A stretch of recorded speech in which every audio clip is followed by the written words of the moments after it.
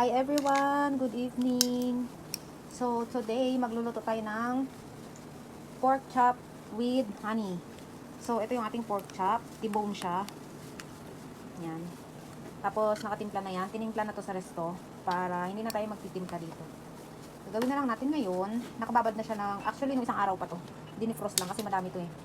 So ganyan. I-arrange natin ng ganyan. Mamaya i-glaze natin siya ng honey bago i-pan fry.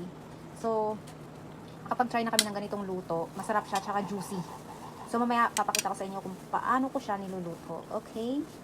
So, ayan na. Lalagyan na natin siya ng ating honey. Kahit anong honey, kung anong meron sa inyo. Ganyan. Glaze lang natin. Nilagyan ko na rin yung kabilang side niya. So, yan na siya. Let's do the cooking. So, ito na. Magluluto na tayo. Painitin lang natin yung ating kawali. Yan.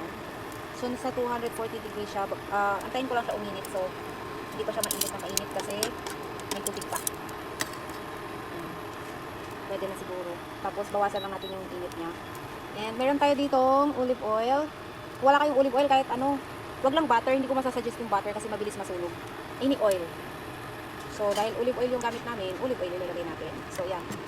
Enough lang. Not too much. Yan. Sakto lang siya sa kawali para maluto ang ating pork chop. So, lalagay na natin siya. Aray!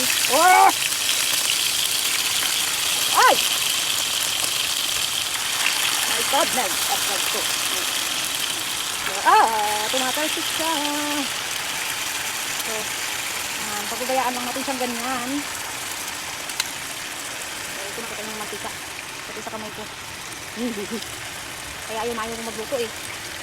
Parang buwis buhay. Ayan na ang ating pork chop. Ganyan siya.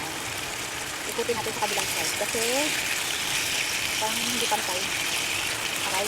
Tumatalsik talaga. Promise. No joke.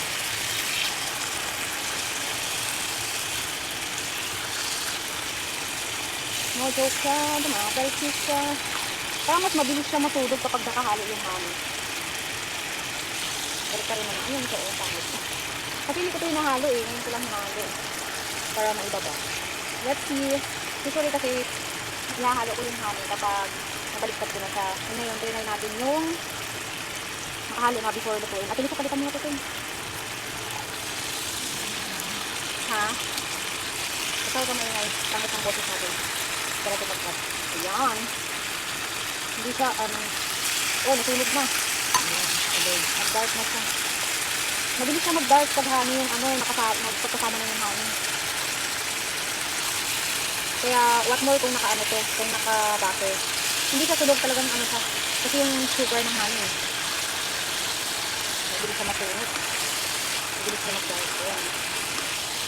Taran.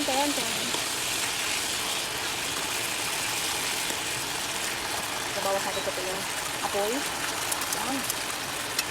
That's it. Plating na natin. So, here's our finished product. Pork chop with honey glaze. Ayan. Sana goods. Thank you for watching everyone. Mwah mwah.